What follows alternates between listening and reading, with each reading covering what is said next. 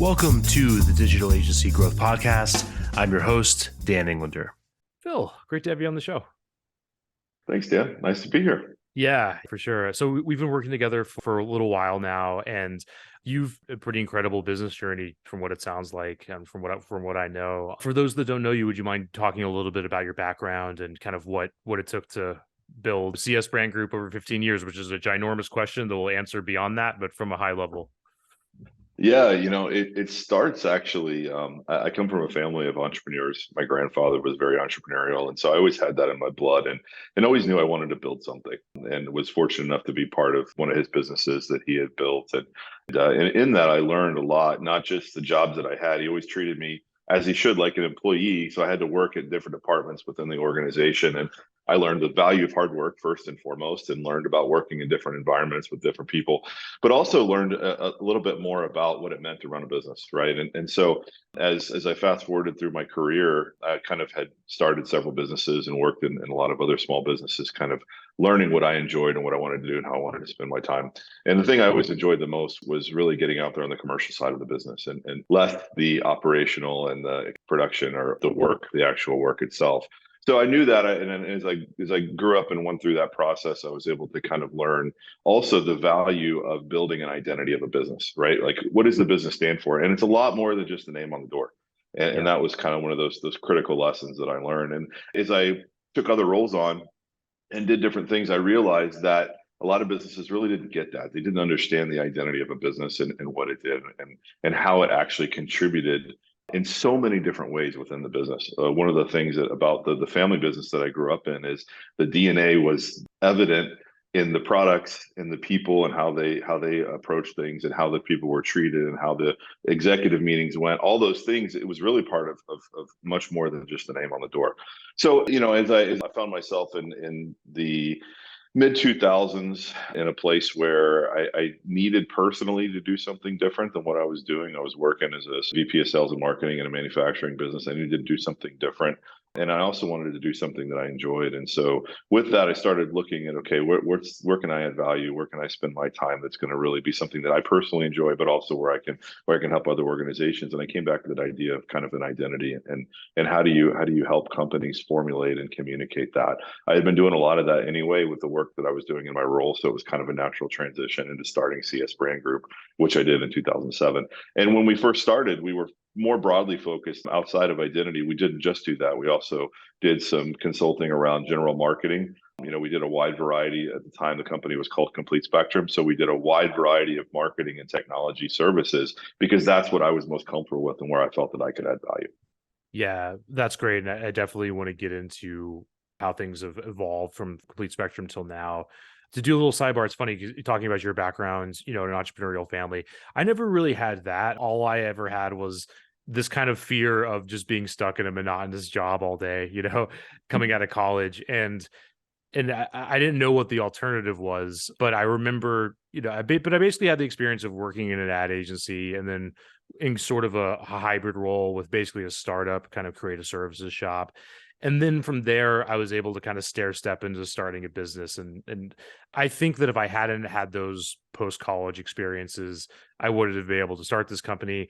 And there are these very like bright and shining examples of like the natural born entrepreneurial whiz kid that comes out of college and then takes over the world, like the Zuckerberg story or whatever. But Yeah. I've found that to be pretty exceptional. And most people I know that haven't had that, at least a few formative experiences, tend to struggle more, I think, in entrepreneurship. So I'd love to hear your perspective on that. Like, did you always know that you wanted to start your own company based on your background in your family, or was it something that evolved, over time?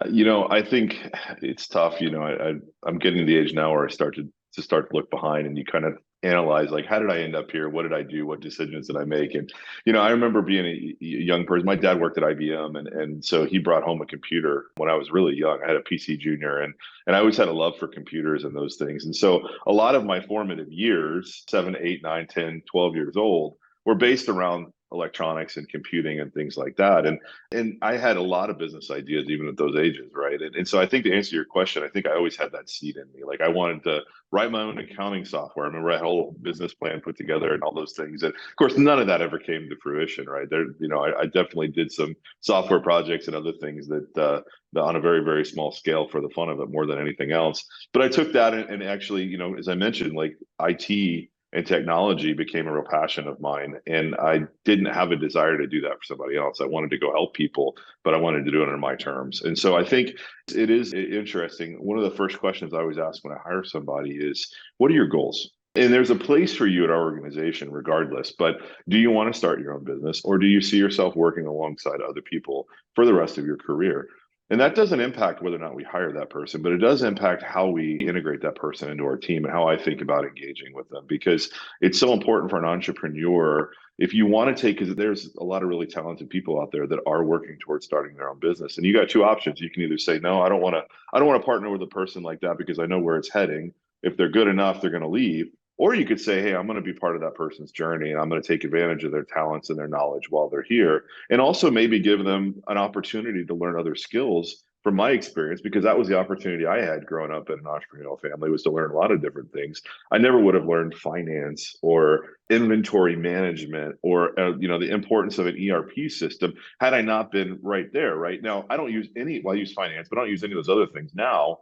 But that knowledge helps me interact and build relationships with people who do. So if we can offer that to our team as they grow, it doesn't matter to me, but it is a very, very different path. And you do find two very different people that are on one of those two journeys. And so for me, I think those formative years, as I look back, were definitely focused on, I want to do something for myself. I want to build something. I want to do it on my terms. I want to feel like I'm making a difference, not a part of something much larger.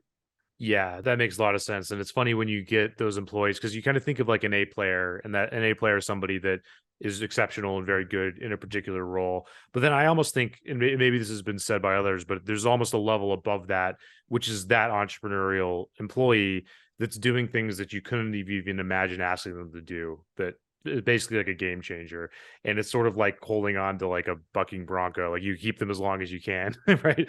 Before they fling Yeah. you away. So And I think, you have the notion, and I think some people are successful that, maybe that person is a long-term player. Maybe you create an environment for them. One of the things that, you and I have talked about in the past, and I feel is really important, has been part of our journey, is to build the business around the people instead of the people around the business, right? And so I think you look at that and you figure out, if you really know your team, figure out what's going to make them successful long-term. And being entrepreneurial, there's a lot of reasons why people say they're entrepreneurial, right? It might be for freedom. It might be for financial gain.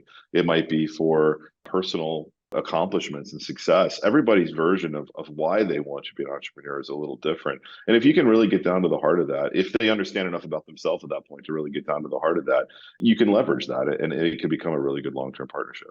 yeah, exactly. And that's an interesting point, the idea of building the business around the people. And I've sort of gone back and forth on that. I think I used to be resistant to it because I sort of thought like it was like I was being lazy, right? If I'm just like, well, we'll find good people, we'll sort of see where they slot into place.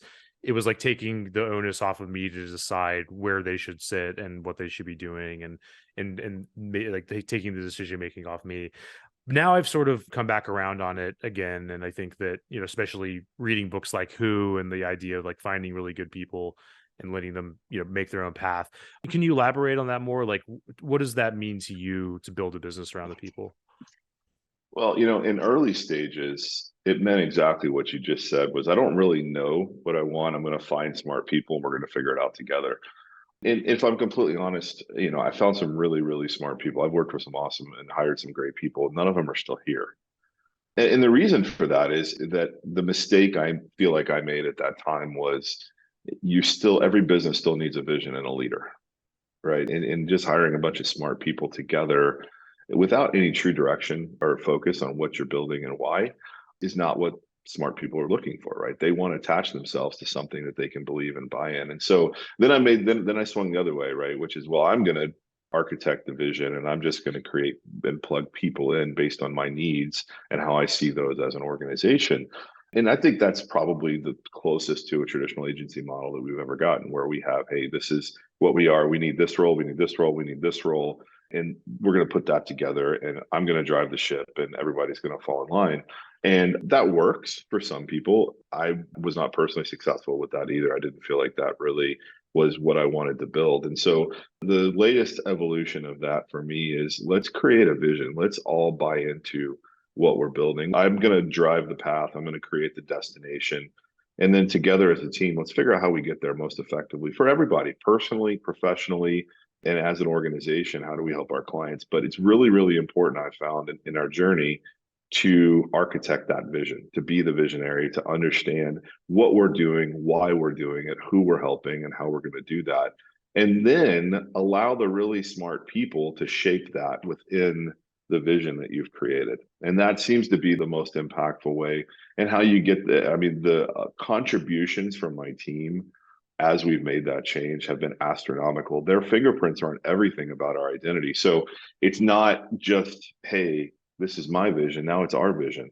But I needed a starting place when I hired them, when we talked about it, when we brainstorm, when we get together on sites and things like that. I need to have that singular vision that they then can use their skills and their talents. And in that way, we are building the business around them, right? But I had to start with that direction and that plan first. And that was, I think, the mistakes I made early on. Yeah, and I put a bookmark in there to learn more about what that vision looks like and sort of how much you're defining it or leaving it open. Before we do that, though, let's jump back in time again, right? So you're starting Complete Spectrum, or whatever it might have been called in the early 2000s, coming out of this VP of marketing and sales role. What did that look like in the early days? Like, how were you thinking about the agency back then? What did the first few clients look like, and and so on? Hi, my name's Phillip, and I'll do anything you want, right? I think we started more strategically than that. So I always, a little bit more about CS Brand Group. We always had an intent to focus on private equity from day one. And I think the reason for that was strategic in that, first of all, I had a lot of associates that were in private equity. So I understood the space probably better than most. But more importantly, I recognized that if I was going to do this, I needed an audience, and I needed something that was going to differentiate me. And the idea of going in and talking with a private equity fund, and if you're not familiar with private equity, basically those are organizations that invest a majority. They capitalize a business, they take a majority stake in the business, so they do have controlling interest, and then they grow that business and eventually sell it, and that's how they return the money back to their investors. And so because of what they do, they're buying and selling businesses all the time. And those businesses are usually have a growth trajectory. There's an investment thesis behind them to take the business from where it's at and get it to some level, multiple times more revenue, higher valuation, more margin, all those things, right? That these guys are really, really good at. That's what they do all day, every day. And as part of that, they're buying and selling businesses constantly. They usually keep a business on average from 3 to 5 years, and then they sell it and they buy more business and they keep that going. So from a customer perspective, it's ideal, because if we can build relationships at a fund level, then we're able to interact with their portfolio companies, those companies that they own, and have introductions to those companies that just, it keeps feeding itself, right? So recognize that opportunity, but how do you get there? Right, because it's also a very niche space, and everybody knows everybody, and there are established relationships within the space that they tend to lean on. And also, they don't necessarily see the value of brand. It's not something that they automatically go to as a value creator. So we had some challenges for sure. And so when we started out, we broadened it and we said, look, we're going to focus on all things marketing related and technology related, IT, websites, things like that, that would get our foot in the door and create opportunities. And then from there, we identified a bunch of portfolio companies that we wanted to work with, and those were tied to funds that we wanted to work with. And we started looking for those kind of opportunities within those portfolio companies. And eventually we landed a few, and that enabled us to then get introductions with the funds and grow from there. So it was about being relatively adaptable and selling ourselves on early days on relationship, and just being the right partner to kind of help get that organization to the next level. And we had a very, very wide set of services that we were willing to offer to do that. Small team, very nimble. We all had broad generalist roles prior to that. And so we were comfortable going in and kind of adding some marketing expertise to those management teams that may not have had marketing expertise there. So we were bolting on basically resources that company needed at the time, but didn't have the ability to invest in. We would be those partners and develop those assets that they needed for whatever they were trying to accomplish. Yeah, that makes sense. And when we've talked before, you've mentioned resetting the business 3 times, which I'm guessing was interesting and probably not always fun. But would you mind taking us through that? Like what each Yeah. reset looked like and what informed it? So, on the heels of what we just talked about, we were able to build a successful business, really being all things to everybody, right? What do you need? We were just going to be a generalist marketing agency. And this is back late 2000s, early 2010s. And so we were able to grow pretty effectively that way, built out a team and were successful. We had good margin, all those things. There was a couple of challenges though. Number one, customer concentration. We tended to do really well with certain customers and we would get in deep with them and we would be doing all sorts of marketing activities for them. And other customers, we might just do one project. And the challenges we had was we were large enough where we were being called upon to do big agency type work, but we were small enough to where weren't able to keep everybody busy all the time. And so, as an example, like if we were doing press release work, well, we had somebody that could do that, but that wasn't necessarily a 40, 50 hour a week job, right? Mhm. It would ebb and flow and it would, as you can imagine, in a small business, there'd be weeks where we had too much work and other weeks where we didn't have enough in that one discipline. Now you multiply that across, web development and creative and designs and trade shows and event planning and all those things. We were having a really, really hard time staffing properly to meet the needs of our clients, who, by the way, by definition of who we're partnering with, were also themselves scaling quickly and their needs were exponentially growing quarter over quarter. So we took a step back and looked at that and said, okay, what is it about it? Who do we really want to be and how we're going to do this? And so we immediately recognized that we needed to drop the technology piece of it. We were doing a lot of IT consulting, integrations, and things like that. There was a lot of other firms doing that. Our marketing work was our Trojan horse on that, and it wasn't really profitable, and it was a distraction for the business, and also was much higher demand. Like when you have IT type problems, the response times and the SLAs and things like that attached to those are very, very demanding on a business. So kind of our first journey was to say, okay, we're going to double down on the marketing world. We don't need the technology piece of this anymore. We don't need the voice over IP or the IT consulting or things like that to sustain the business. That's not a focus area for us. So we dropped that and became a true marketing partner for the companies that we were working with. And in that, we still were trying to do a lot of things. We were still trying to provide services to them that they needed across the board from a marketing perspective.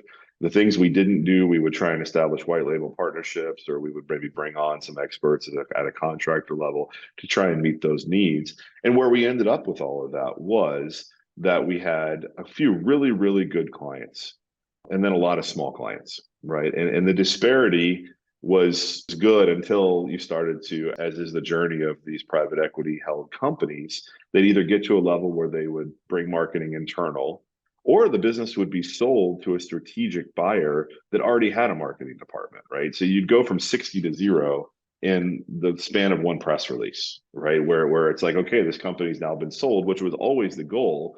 And it's actually a great success story, but we no longer need your services. And so the ups and downs that we were having to ride out were difficult at best. So then we said, okay, well, more importantly, as we start to look at the services that we offer, how can we start to focus more on one or two key services where we feel we can differentiate ourselves? Where are we having success? We're doing all these things today. We can't walk away from those. We want to continue to support our clients. But as we think about growth and as we go to the future, what does that look like? And then we were able to identify that brand was really a key component. It was part of our DNA. It went back to the days from what I'd recognized in working as a very young man, that identity was critical. And it was more than just the name or the logo. It was who the company was. And in working with private equity, we recognized there was oftentimes big evolutions in who the company is from the first time that they received an investment from a private equity sponsor through the end of that hold and on to the next, right? There's a major evolution happening within that company that is really shifting the identity of the business. And there's an opportunity for us to begin to be a partner that's going to focus in just on that. And so that was really our third evolution, was when we went from Complete Spectrum to CS Brand Group. and we focus purely on branding and what that means for those partner companies that we work with. Being a turnkey partner, we're not looking for the long-term relationship, the retainer agreements, things like that. We're truly a project-based partner that comes in. We have an entry point and an exit point to the engagement to help them build the brand that's going to then help them to scale the business, and it can become the success story that they need it to be for the next 5 to 10 years. Yeah, that's really great. And I think one question that comes to mind is branding can mean, so many different things. And, you could definitely see a situation where they're like, well, you've come up with this brand strategy. Could you also implement these parts of it? How have you sort of corralled it and defined it the right way to your audience? And how have you sort of had the discipline to say, here's what we're going to do, here are the things that we're not going to do, or we're going to send you to partners for, et cetera? That's a great question. I think that's been the hardest part is, as we go through this, we have long-term relationships with clients where we've spent, an enormous amount of time building out certain disciplines for them and building relationships. And I think it's hard because we love working with our clients, and we do as a process of developing their brand, we get to know their business really, really well. And we also see the potential. I mean, I still get really excited learning about these businesses and where they can go. And there's a part of me that wants to be a part of that, right? Like you get kind of sucked into these stories, and some of these businesses just have amazing trajectories. And so you say, well, we could do this for you, or we could do that for you. And it's a trap. It really is, because then you have to have people that can do this or that, or you have to take focus away from another client's branding work to be able to support that initiative. So it's not something that happens overnight. It really started, as a going back to what we were talking about painting a picture of where you want to go and then allowing the team to color in the pattern. It really started with, okay, how do we present ourselves externally? So for all new business moving forward, for new introductions, for new opportunities we have, what story do we want them to hear? And we spent a lot of time crafting that story. That was part of our rebrand, part of us kind of drinking our own Kool-Aid, if you will, of how do we identify the opportunity and then go through that exercise ourselves. And when we did that, we were able then to address all of our external marketing materials, our positioning. We started with our own internal values, our mission statement, our kind of key core values as an organization. And then we took that out externally and looked at what does that mean for our engagement with the general market, right? How are we going to define ourselves? We landed on CS Brand Group as our brand, kind of showing our dedication and focus to brand. And then we looked at our service offering and we said, look, for new clients, this is what we're going to do. We're going to really be exclusively focused on brand. For our existing clients where we've had ongoing relationships, what we've done is we've continued to support that, and we continue to do that at a level that we always have, because we feel that partnership is important, and we just never know where those relationships are going to go. So for certain services that we may not offer to new clients, but we continue to offer to existing clients, we're going to continue to support those in the short term, as long as those relationships last, because those are critical to us. And especially if they make sense and they're financially viable. If not, then, we have conversations with those clients, and we're also very transparent about kind of where our focus is as an organization. And because of that, there's a natural evolution of their relationship with us too, right? They're starting to see, as we go through and as we have conversations and as we present our decks and they hear our team talking about engagements, that we are focused on brand.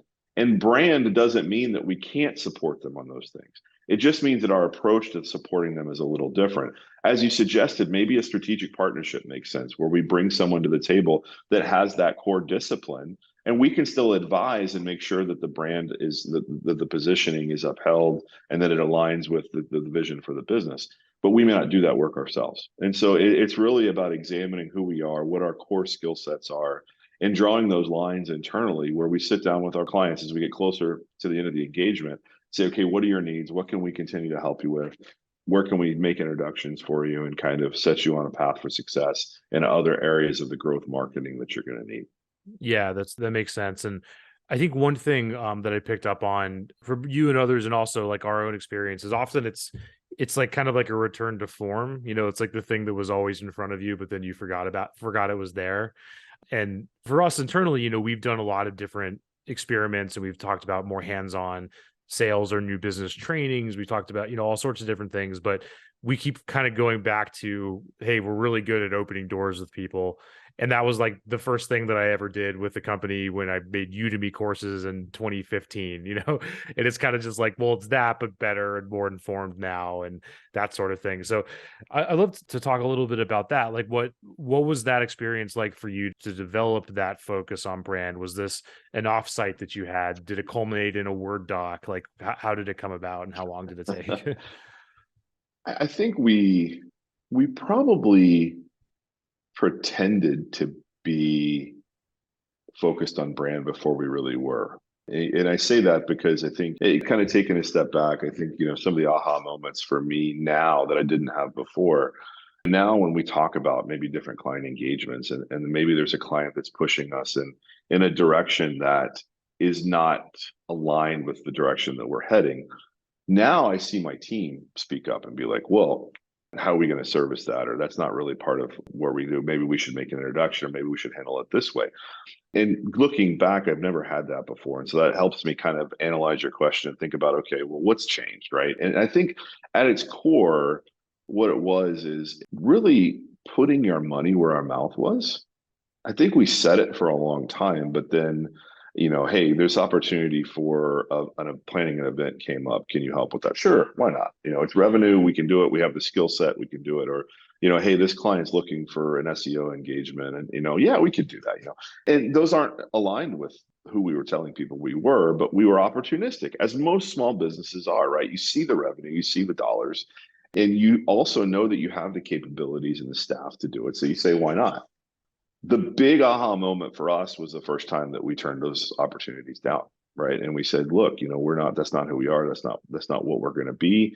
We're doubling down on this, and we're building internal processes. That's something that we've been able to focus on as part of our specialization, is building processes that are scalable, and that we don't have processes for those things. We don't have a way to get to an estimate of margin on those things. We don't have a way, like we're kind of running things completely willy-nilly on those areas compared to how tight we're running our brand processes.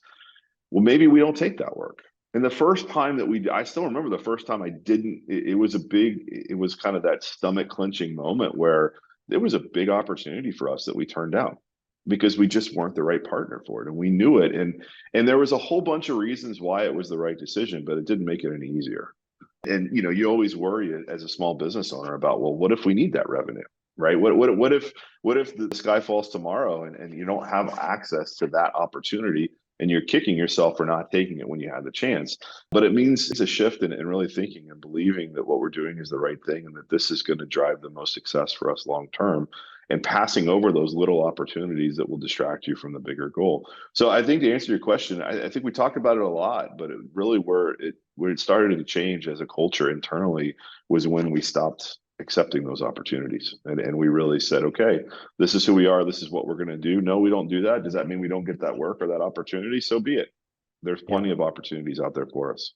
Yeah, and I think that's a really good mindset. And it's kind of like, it's like an optimism, but it's like a sober optimism. Sort of like there's going to be another train coming down the tracks. Maybe it's 5 minutes from now, maybe it's 10, but there'll be another one. Then we can get on it, right? So I really like that. Let's do a little sidebar on sales. And I think that one thing that lots of gurus, perhaps like me, will talk about is, hey, go do things this way and it'll work. And I think the one thing that's taken for granted is like how idiosyncratic and weird different markets are. Can you talk about that a little bit? We've talked in the past about private equity. You've been selling into this market for 15 years, so you probably know something about them. What makes them interesting as a niche or different? What have you learned from selling into that market that might be different than other areas? And hopefully that'll be useful to everybody that's selling into other weird niches. Yeah. I think so. A couple of things. There's a saying that says it's lonely at the top, right? And I think that one of the challenges that I've had, and you talked about gurus and consultants and other people that have found ways to success, but those don't always translate to our business and our niche. And I think everybody feels that way about their niche. It's like, well, you had a lot of success in X and Y, but I'm in Z and it's different, and it doesn't always translate directly. And one of the challenges with our space is just getting meetings, right? And it's so much easier now, but starting out, man, it was tough because they don't take meetings. They just don't. Like, there's no new opportunity creation that you can really get, you have to talk about the success you've already had in this space. And you have to be able to show relevant work. And the best introductions you're going to get are from somebody who's already worked with you in this space. Like that's the way to open doors. And so it is a different space. And it's affected. There's no playbook for it, right? Per se, like it's, like what's your sales cycle? Well, you got to figure that out empirically. Like no one's going to be able to tell you how long it's going to take from the time you make an introduction to the time you're going to transact with a fund or its portfolio company. So I think it's what it's created for me personally is the need to absorb as much information, education, and piggyback off of others' experiences as much can continue to learn, continue to grow, but also to be savvy enough to understand that not all things are going to work in this space. And so how do I apply those to what I already know about the audience, about their preferences, and be willing to be wrong? You still have to be willing to try things. I've been surprised at how many times I've said, well, that'll never work. And lo and behold, it works, right? So it doesn't mean that even after 15 years, I have all the answers. But I think I have to continue learning. I've got to continue growing, and I've got to continue to take advice and listen to what's making other organizations successful. I mean, honestly, that's why we focused on specialization, because we saw that in so many other areas. And then we saw that trend in private equity as well, as far as vendors and suppliers having to become more specialized. Well, I learned a lot about how to do that from people that aren't in private equity support, right? And a lot of those learnings and that experience and those playbooks were able to be applied to our niche, but some pieces of it were not. And that's the key, is being able to distinguish and be willing to trial and error what's working, what's not, what adjustments do we need to make, and accepting that, kind of going back to our conversation before, accepting that because it's my vision, that a lot of that falls on my plate, that I need to figure that out. And I've got to be the one to lead the conversation, accept the failures, and celebrate the successes with the team, but not assume that someone else is going to step up and do it. That falls on me to continue to drive that growth for our organization and figure out what makes us unique and how we communicate to our target market. Yeah, I really like what you had to say there, because I think it is sort of a thing you have to balance between the things that make your niche weird with also the things from far off field that could really work. And for me personally, what I found is that oftentimes that's looking at consumer sales and consumer marketing, because they're not overthinking it. And what happens in the B2B world is we get so far up our like overcomplicating everything, that it's really nice to have, something that's straightforward and emotional as a pitch and so on. And I get a lot of inspiration from friends of mine that run, consumer focused businesses. So I think that's really great. And one thing that you mentioned in the past I thought was interesting is the sort of, and this is happening everywhere, I'm sure, but maybe more so in private equity, is like the generational shift with people, the older prospects versus the newer ones. Can you talk about that a little bit and your process there?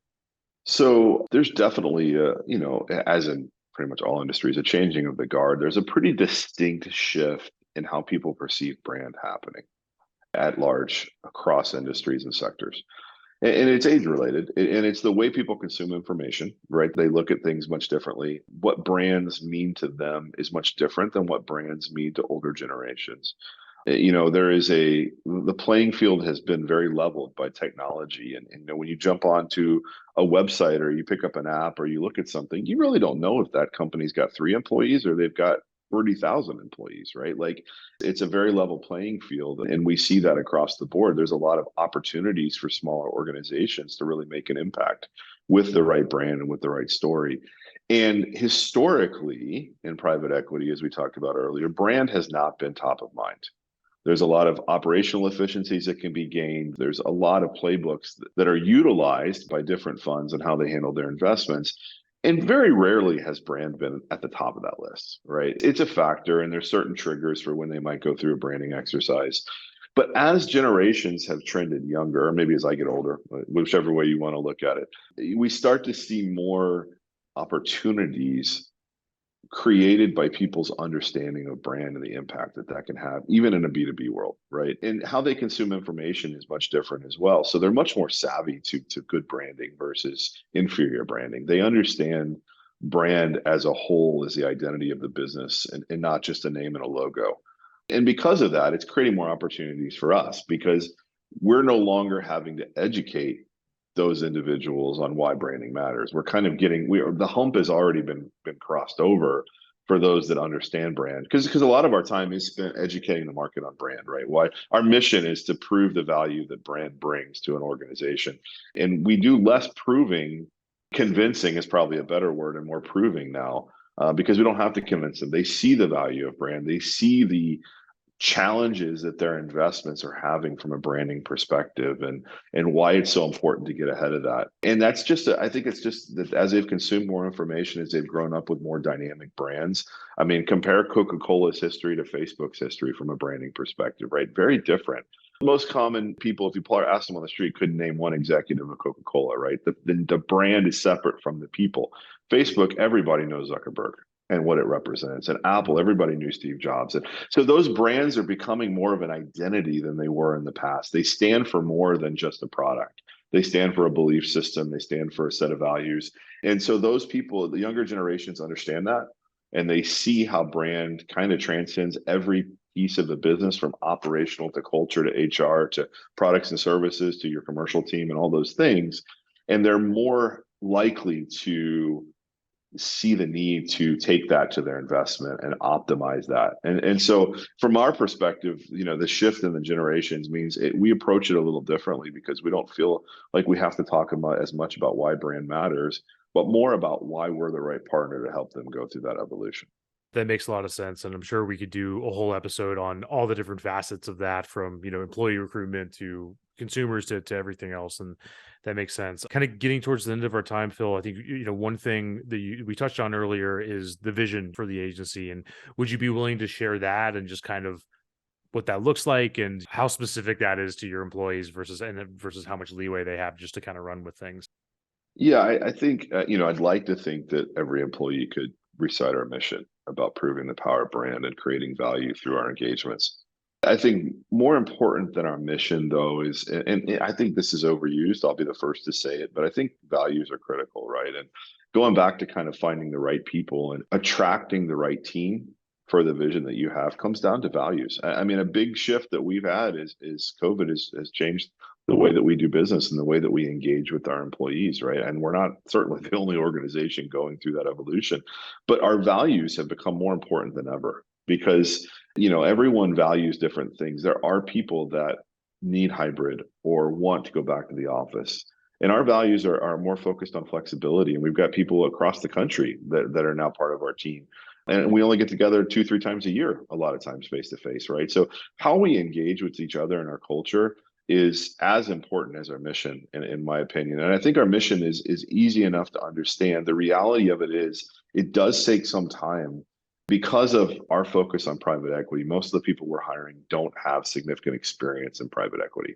They have to learn that through our organization. And we've been doing this for 15 years. We can get them up to speed really quickly. And we're very fortunate to have a lot of CEOs that we've worked with in the past, and we've built relationships that are part of kind of our advisory team, and they talk with the team and bring them up to speed on things. We can teach them that part of it. The part we can't teach is the values, right? Like, are they aligned with us from a value perspective? We've got 5 key values, all about the journey: act with integrity, stay curious, collaborate strategically, and focus on value. And those mean a lot to our team, and every single person embodies those values, right? And if they don't, they're not going to last, because if they need something different than what we can provide, then it's not going to be a good long-term fit. I would absolutely love for every single one of our team, and I have never been able to say this, and I can say this with full certainty right now, every member of our team to finish their careers with CS Brand Group, because they align with our values and they see where we're heading. They want to be a part of it. They help to build those values. They help to build that mission. They help build that. And so if we can continue that feeling, I'm a realist. I know that's not possible. I'd love for it to happen. But the reality of it is, if I can continue to build a team around those values, the mission is tied to those values in some ways, but the mission is more of a learned exercise. To me, what's most important is that they're just the right kind of people to work with. Yeah, that makes a lot of sense. And even if you don't achieve it, it sounds like a meaningful thing to aim for that will get you very far towards that thing. So, real quick, one thing you said that was interesting is the advisory team that you've built. Can you talk a little bit about that and the function it serves? Yeah, I'd love to say it's formal. It's not, but we have. So we had, as an example, we had an onsite here in Tampa a few months back, and we brought in a CEO who he's been CEO for 4 different companies that we've rebranded or helped with the branding. I shouldn't say rebranded. We did various brand exercises with them. So he knows the value that brand can bring. And sometimes hearing it from people that have gone through it and even financially benefited from the work that we've done can be really impactful. And it's like most niche industries, it's a small world. Like everybody knows everybody, and the relationships that you build are for a lifetime. A lot of the people that have worked with me have gone on to do other work in private equity because of the relationships that they've built. And that's a really cool thing. So we try and keep those relationships up, try and be really transparent about the my primary focus these days is on business development and building and maintaining those relationships. And it's very easy for me to kind of silo that and say, well, that's my world. You guys do your thing, I'll do mine. But one of my big objectives is to kind of break down those walls and allow everybody to kind of be part of those conversations and to hear from the source. And we've got an initiative this year where we have different employees on business development calls just so they can hear the conversation and get to know the people and kind of break down those walls between business development and engagement. And so I think everyone really seems to appreciate that. And included in that, like I said, is kind of an informal advisory council where we have multiple CEOs that we worked with, in many cases, multiple times, that we'll bring in for different training sessions or to weigh in on our own business development and marketing activities for our brand. And they interact with the team directly. We're going to keep doing that. That's been a really, really big step forward for us in getting people comfortable with the space, our team comfortable with the space that we're in, and being more effective in their roles. Yeah, that makes a lot of sense. And I think that can go a long way. And especially just in terms of getting people to understand a weirder niche much faster. Yeah. All niches are weird for that matter. So Phil, this has been great. Really appreciate you sharing, so much about your journey. Where can people go to follow what you're up to and get in touch and all that good stuff? Well, you can always, easy place to start is LinkedIn, Phillip McMillan, of course, on there. Our website is csbg.co, which tells you a little bit more about what we do. And of course, I'm always down for a quick phone call or cup of coffee here in Tampa. So, if anybody can track me down, look me up, face to face is the way to go. Yeah, you definitely agree. Phil, let's definitely do this again and really appreciate your time. Thanks, Dan. Appreciate it.